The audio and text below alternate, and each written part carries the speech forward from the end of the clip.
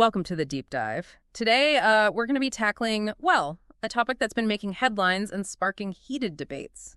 Student loan debt in America. You've probably heard the buzz, but we're going beyond the surface today to uncover the realities hidden within the data. We've got some reports here with some truly mind-blowing numbers about how much debt is really out there. Yeah, it's not just about the total amount, though. What's truly fascinating is how this debt impacts different groups of borrowers and how those disparities have deepened over time.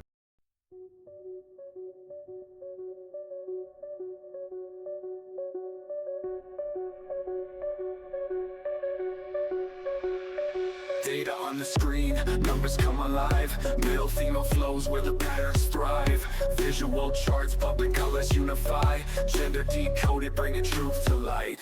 Small drum fill.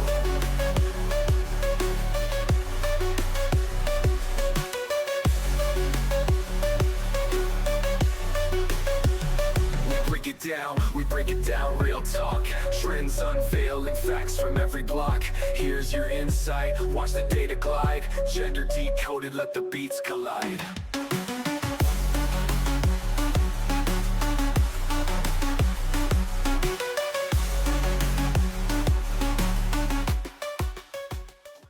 So to kick things off, this report kind of starts off with a really kind of like a punch in the gut fact. For many people, these student loans, they're not actually designed to be fully repaid. Like the sister itself seems to be built for balances to just keep growing. Yeah, that's one of the most striking takeaways from this report. It really exposes this almost counterintuitive reality about student loans.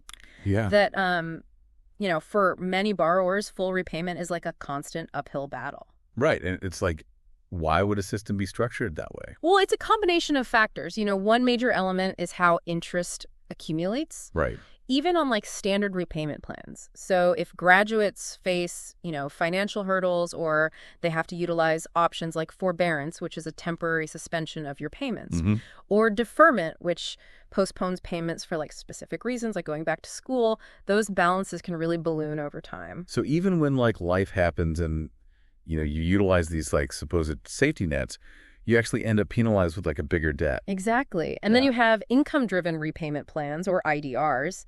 They sound really appealing initially. Your monthly payments are capped based on your income. But the thing is, if those payments aren't enough to cover the interest that's accruing, then that interest gets added to your principal, which is called interest capitalization.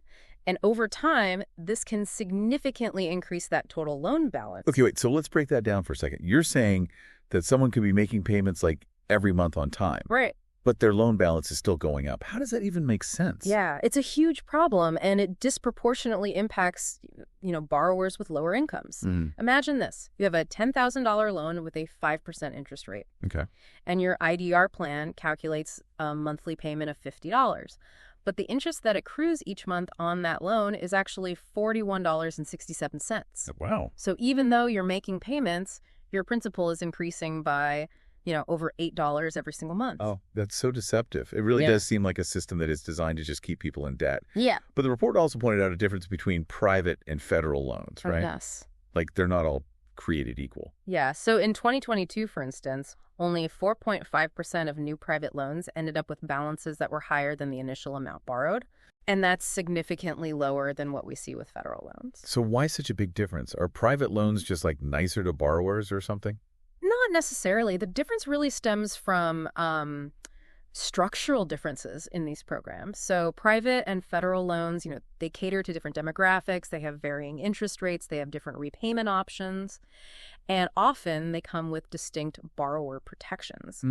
And so federal loans, which tend to be more accessible to students from lower income backgrounds, often come with less favorable terms, which further contributes to existing inequalities. So it sounds like your background and your financial circumstances, they kind of already play a huge role in the type of loan that you can even get. Absolutely. And how that loan is going to affect you in the future. Yeah, and this actually leads to some of the most eye-opening revelations from this report, which is the disparities in these loan repayment patterns across, different demographics, particularly race and gender. These patterns really highlight how systemic inequalities extend to the world of student loan debt.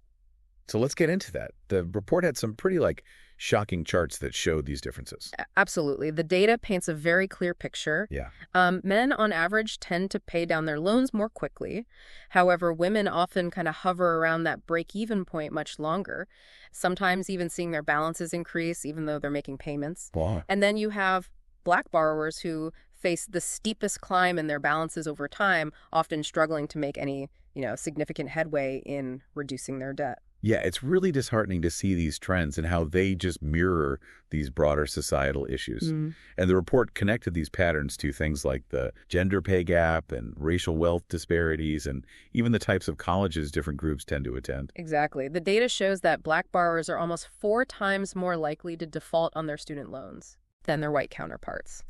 And this disparity isn't due to, personal choices. It's really rooted in these systemic inequalities that affect, income and wealth accumulation and even access to quality education and job opportunities. Yeah, it's like a vicious cycle. Right. Fueled by these pre-existing inequalities, like you start out disadvantaged and you take on even more debt to try to catch up, and then the system just makes it almost impossible to ever, get ahead. Unfortunately, yeah, that is the reality for many borrowers. And these disparities extend beyond just the default rates. For example, women on average end up paying thousands of dollars more in interest over the lifetime of their loans compared to men. Oh, wow. And that's directly attributable to the gender pay gap. So even when women do manage to, secure those high-end jobs, they're still paying a hidden price for that education. Absolutely. Because of these inequalities in the job market. Yeah, and it's these interconnected factors that make, this student loan crisis so incredibly complex. It's not just about individual responsibility. It's about understanding how, these broader societal problems contribute to this, growing debt burden. Yeah, we've covered so much ground already, and it's clear that this is a deeply layered issue, but we are just getting started. In the next part of our deep dive, we'll explore some even more surprising findings from the report, including specific examples of how these loan programs can actually work against the borrowers that they're supposed to help. Stay tuned because this is where it gets really interesting. Welcome back to our deep dive into the crazy world of student loan debt. We've already talked about some pretty unsettling stuff like how the system can actually make your debt grow and how it hits people who are already struggling even harder. But there's more. This report digs even deeper and shows some specific ways these loan programs can actually backfire on the people they're supposed to be helping. Yeah. One of the things that really jumped out was how common negative amortization is. Negative amortization. It's when you make your payments, but your loan balance actually goes up. The report says a lot of people on income-driven repayment plans are dealing with this mainly because of interest capitalization. So even with the pause on payments during the pandemic, which gave people a break for a while, the root of the problem is still there. Right. The payment pause was definitely necessary, but it only dealt with the surface stuff, not the real underlying causes. And now that those payments are starting back up, these problems are probably going to come right back. Actually, the pause itself might have even made things worse for some borrowers. Really? I thought it was a good thing to not have to make payments for a while. For a lot of people, it was. But for people on those income-driven plans where their payments weren't covering all the interest that was building up, the pause just meant that more and more unpaid interest piled on. And when payments restart, all that interest could get added to their principal, making their loans way bigger. Oh, wow. So it's like a ticking time bomb. This report also mentioned how complicated these repayment programs can be. It's like you need a degree in finance just to figure them out. Yeah. Trying to navigate all those options can be a nightmare, even if you know something about personal finance.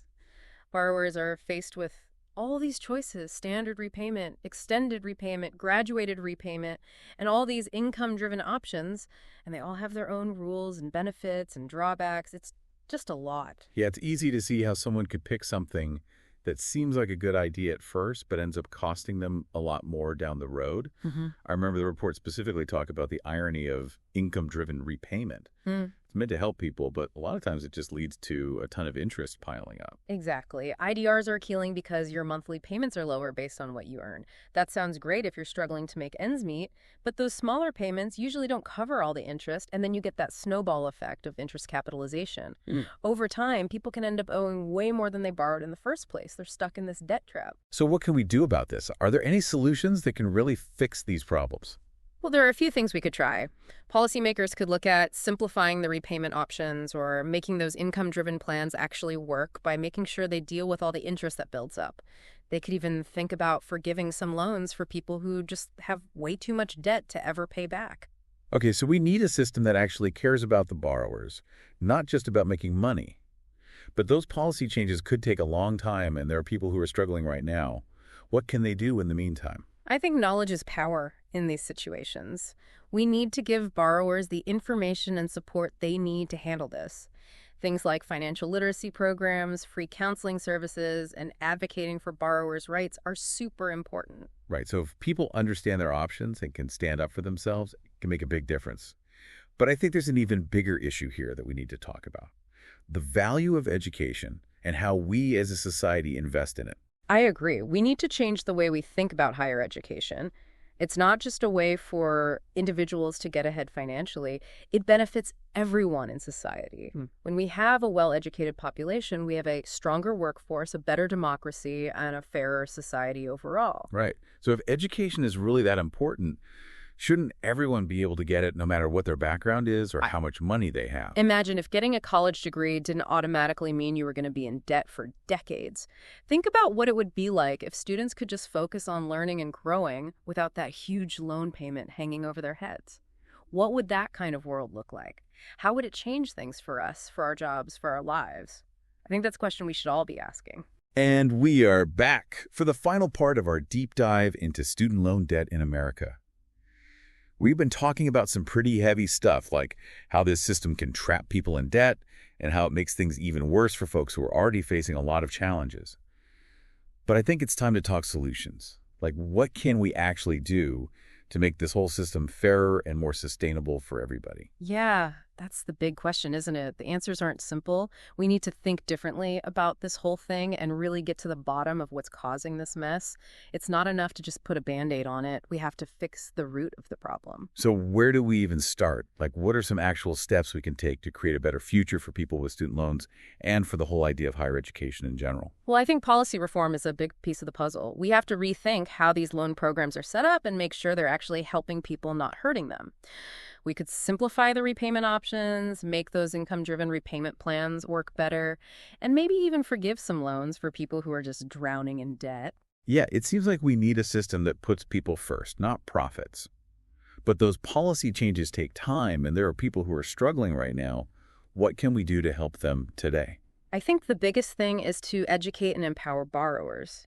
We need to give them the information and resources they need to understand their options and make good decisions. Things like financial literacy programs, free counseling, and making sure borrowers know their rights are all really important. Right. Give people the tools to understand what they're dealing with and to stand up for themselves. But even beyond policy and individual action, I feel like there's a bigger conversation we need to have about the value of education and how we as a society choose to support it. Oh, absolutely. We need to change the way we talk about higher education. It's not just about getting a good job and making money. It benefits all of us. When people are well educated, we have a stronger workforce, a healthier democracy, and a more just society. I love that. If education is really that important, shouldn't it be available to everybody, no matter where they come from or how much money they have? Exactly. Imagine a system where going to college didn't mean you automatically start your life in debt. A system where students can focus on learning and growing instead of worrying about those loan payments. What would that look like? How would that change our society, our workplaces, our lives? I think it's a question worth thinking about. Well, yeah, that's a really powerful image. It's easy to get stuck in the way things are and think that's how they have to be. But imagining a different future, a better future, that's where real change starts. Well, this has been an incredible deep dive. We've learned a lot, and it's clear that student loan debt isn't just a money problem. It reflects these deep inequalities in our society and a system that needs a serious overhaul. But even though the numbers are scary and the challenges are complex, there's still hope. By talking about this, by raising awareness, and by fighting for real change, we can create a future where education is a path to opportunity for everyone, not just a lucky few. Thank you for joining us on this journey. I hope you've learned something, maybe gotten a little fired up and feel ready to be part of the solution. Even small actions can make a difference. Understanding the problem is the first step, and together we can create a brighter future for education and for everyone who wants to experience its power.